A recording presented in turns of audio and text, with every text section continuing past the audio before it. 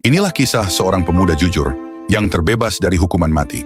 Suatu ketika, ada seorang pemuda yang sedang melakukan perjalanan jauh. Karena lelah, ia berhenti di sebuah perkampungan, melepaskan kudanya untuk mencari makan, lalu ia tertidur di bawah pohon.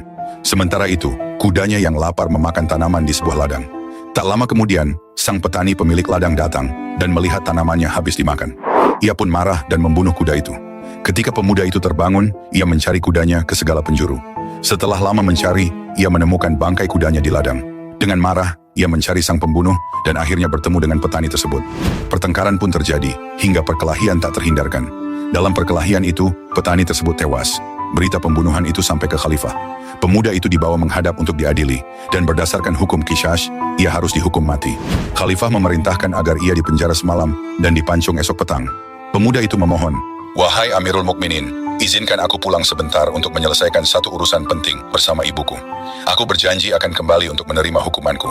Khalifah menolak permohonan itu. Namun pemuda itu terus memohon dengan sungguh-sungguh.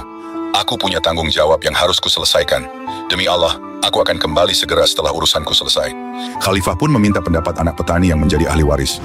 Namun anak itu menolak, khawatir pemuda tersebut tidak akan kembali. Di tengah suasana tegang, tiba-tiba seorang sahabat Nabi, Abu Dzar, berdiri dan berkata, "Wahai Amirul Mukminin, aku bersedia menjadi penjamin bagi pemuda ini. Jika ia tidak kembali, maka aku yang akan menanggung akibatnya." Semua yang hadir terkejut, bahkan ada yang mencela Abu Dzar karena mempertaruhkan nyawanya untuk orang yang tidak dikenalnya. Namun Abu Dzar berkata, "Aku lakukan ini demi kehormatan Islam.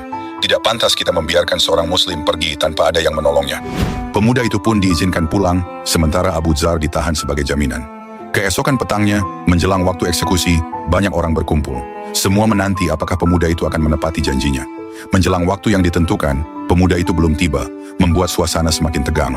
Abu Dzar dibawa keluar dari penjara, siap menghadapi hukuman jika pemuda itu tak datang.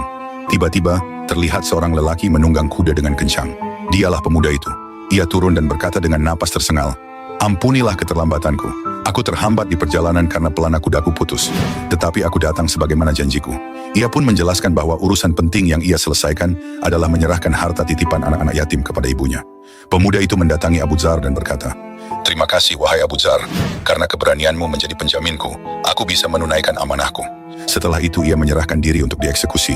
Namun sebelum pedang diayunkan, anak petani maju dan berkata dengan suara lantang, "Aku memaafkannya, batalkan hukuman itu." Mendengar kata-kata itu, suasana pun berubah haru. Pemuda itu bersujud syukur kepada Allah. Qisas dibatalkan, Abu Dzar terbebas, dan orang-orang pulang dengan hati penuh keimanan akan keadilan dan kasih sayang yang ditegakkan dalam Islam.